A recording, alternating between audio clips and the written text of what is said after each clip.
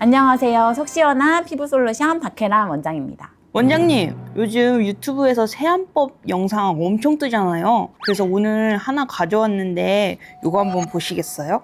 저는 강남 한복판에서 피부과 원장으로 45년 동안 수많은 분들의 피부를 책임지고 있는 박혜란입니다. 사실 며칠 전에 전화가 한 통이 왔어요. 그 유튜브에서 세안법 말씀하신 의사가 맞냐고 저한테 직접 연락을 주셨습니다. 네, 그래서 제가 이제 바로 말씀드렸죠. 그분은 제가 아니고 제가 말하는 세안법은 사실 그렇지는 않다고 말씀을 드렸는데요. 그래서 제가 오늘은 여러분께 어떤 세안법이 좋은지 그리고 내 피부를 살리는 1분 세안 루틴을 기준으로 정리를 딱 해드릴게요. 원장님, 세안은 그냥 깨끗하게만 씻으면 되는 거 아니야? 라고 생각하시는 분들이 많아요. 근데 실제로는 세안만 바꿔도 피부가 달라졌다는 분들이 있더라고요. 맞습니다. 특히 이제 겨울철에 건조하시거나 얼굴에 홍조가 있으신 분, 당김이 잘 안 잡히시는 분들은 스킨케어를 바꾸기 전에 어떤 세안 루틴부터 잘못된 경우가 정말 많습니다. 오늘 핵심 메시지는 하나예요. 세안의 목적은 모든 거를 다 닦아내는 것이 아니라 노폐물은 제거하고 보호막은 남겨두는 것입니다. 원장님, 근데 뽀득뽀득하면 깨끗한 거 아닌가요? 네, 그게 가장 흔한 오해입니다. 피부는 피부결에 각질층이 있고 이게 보호막 역할을 해줘요. 그런데 세안을 어떤 세정력으로만 접근을 해서 뽀득뽀득하게 만들면 노폐물만 빠지는 게 아니라 보호막까지 같이 사라지게 됩니다. 그 결과가 어떻게 되냐면 더 건조해지고 홍조가 잘 올라오고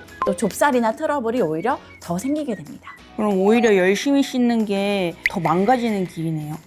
네, 특히 겨울에는 이게 바로 티가 나요. 세안 후에 당기고 얼굴이 붉고 화장이 뜨고 그 시작이 사실 세안을 좀 너무 많이 해서 그런 세안 과잉인 경우가 많습니다. 그럼 원장님이 말하는 진짜 세안 루틴 딱 따라할 수 있게 알려주시면 좋을 것 같아요. 제가 이제 1분 법칙으로 정리를 해드릴게요. 세안에서 제일 중요한 건 두 가지입니다. 첫 번째는 물의 온도 그리고 마찰입니다. 뜨거운 물로 모공을 열고 찬물로 쪼이라는 팁도 있잖아요. 네, 그게 사실 피부 입장에서 보면은 추천드릴 만하지 않습니다. 왜냐하면 뜨거운 물은 피부 장벽을 더 빨리 좀 약하게 만들고 홍조를 악화시킬 수 있어요.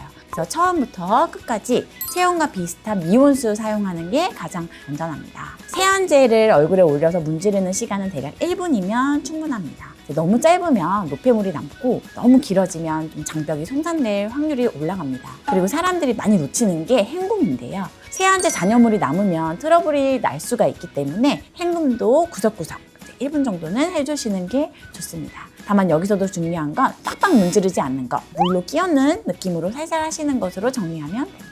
클렌징 브러쉬나 타올로 밀면 더 깨끗해지지 않나요? 네, 그게 피부 장벽을 무너뜨리는 지름길이 되는 경우가 많습니다. 특히 민감한 피부, 또 홍조 피부, 여드름 피부는 강한 물리적인 자극이 문제를 더 일으키게 돼요. 그래서 세안은 얼굴을 닦는 행위가 아니라 거품으로 노폐물만 이제 들어 올려서 이렇게 흘러서 없어지게 하는 과정이라고 생각하시면 쉽습니다. 원장님, 그럼 어떤 세안제를 써야 될까요? 약산성이면 무조건 정답일까요? 네, 많은 분들이 약산성이 무조건이라고 생각하시는데 그것도 반은 맞고 반은 틀려요. 그래서 기준은 하나입니다. 내 피부가 지금 이제 장벽이 약한 상태인지 아니면 피지가 강한 상태인지를 먼저 봐야 합니다. 피부가 당기고 붉고 예민하다면 피부 pH랑 가장 가까운 그런 약산성 세안제가 유리한 경우가 많습니다. 이러한 피부 타입은 어떤 세정력을 막 올리는 순간 바로 약화되기가 쉽습니다. 반대로 피지가 너무 많고 피부가 좀 강한 분들은 세정력 있는 제품을 써도 괜찮을 수 있어요. 다만 이제 여기서도 너무 뽀득뽀득함이 목표가 되면 안 됩니다. 뽀득뽀득은 결국 어떠한 장벽까지 다 깎아내버린 결과일 때가 많거든요.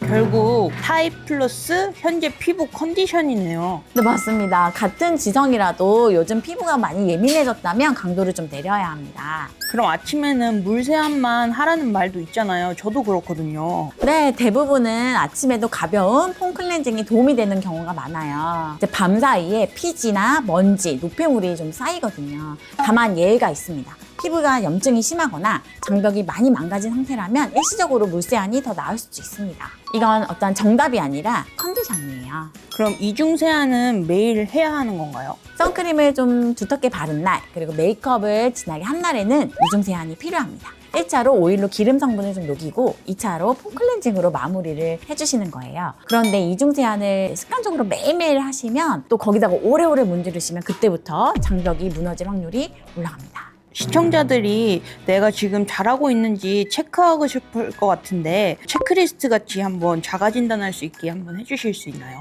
네, 세안이 과한 신호는 정말 간단합니다. 첫 번째, 세안 직후 심하게 당긴다. 두 번째, 볼, 코 옆이 붉어지고 화끈거린다. 세 번째, 좁쌀 트러블이 관리하는데도 계속 생긴다. 이 중 하나라도 해당되시면은 스킨케어를 막 더 바르기 전에 세안부터 조절을 하셔야 합니다. 그럼 정리하면 인터넷이나 AI는 꼼꼼하게 닦아라 라고 말하지만 원장님은 보호막은 남겨라 이거네요. 네, 오늘의 핵심은 딱 그거예요. 세안의 목적은 모든 걸 다 닦아내버리는 게 아니라 노폐물만 제거하고 피부 장벽은 남겨두는 것, 또 미온수로 거품 충분히 해서 1분 세안, 1분 헹굼, 또 손에 힘 빼고 마찰을 좀 최소화시키는 것, 이것만 지키셔도 피부가 달라지는 분들이 정말 많습니다. 오늘 영상 제목 그대로네요. 세안만 바꿨는데 피부가 달라졌다. 맞습니다. 겨울철에 건조하고 또 홍조가 생기고 또 좁쌀 여드름이 생기고 안 낫는다면 비싼 제품부터 막 바꾸시려고 하지 마시고 세안 루틴부터 점검해 보세요.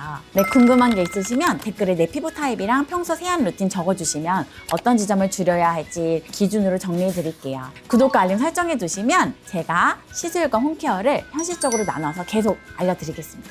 지금까지 속 시원한 피부 솔루션 박혜란 원장이었습니다.